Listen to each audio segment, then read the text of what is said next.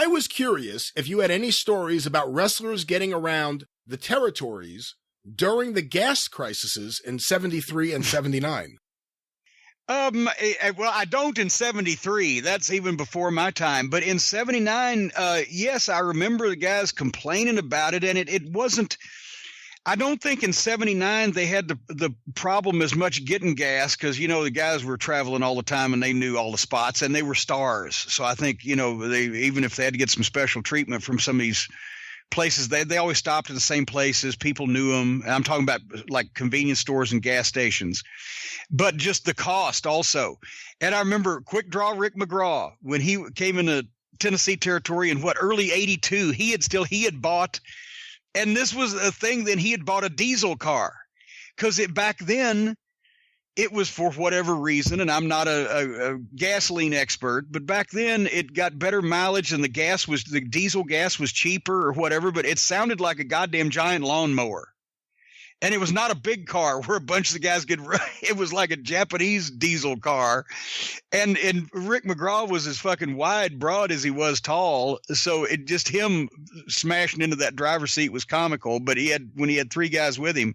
But some of the guys did that. They got diesel cars. And now, unless I haven't checked lately because I don't have a diesel car, but diesel for a while has been more expensive than – or just as expensive as the regular gas. So, but that's I think, as I recall, I've heard that it was worse in 73 with people even being able to find gas and shortages and rationing or whatever, to the point where, according to Dave Meltzer, who never lies, and I'm not even joking when I say that, he knows his shit when it relates to history. That's one of the things that led to the downfall of touring and all of roller derby was that gas crisis in 73 because they were done by 74. Some of the most interesting issues that Dave has put out have been the ones on roller derby. Yes. And it's a very overlooked sister of pro wrestling these days. But now here's the goddamn thing is they have these fucking girls roller derby leagues and they shoot. It's a shoot. They're not on the bank track. They're not in a big arena. They're the same as wrestling. They're in rec centers on a flat fucking floor, but they shoot. Fuck, that's a dangerous bunch of shit for no money if you're shooting. You think they have a Jim Cornette, like someone in there to say, like, that's not the way we did it back in my day. Here's why it was better and more successful, and we made money, and you're all doing this wrong.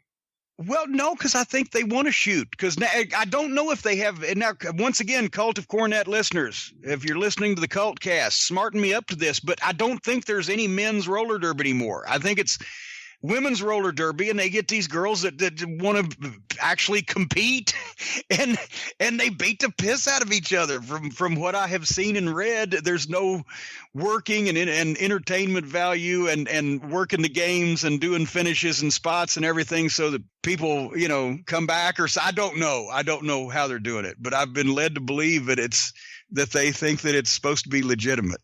I prefer my roller derby to be worked. I can't imagine Ralphie Valadares in a shoot match. I shudder in horror. Oh, I would shudder. I would shudder to the think of Erling 747 Brown really splashing some poor girl.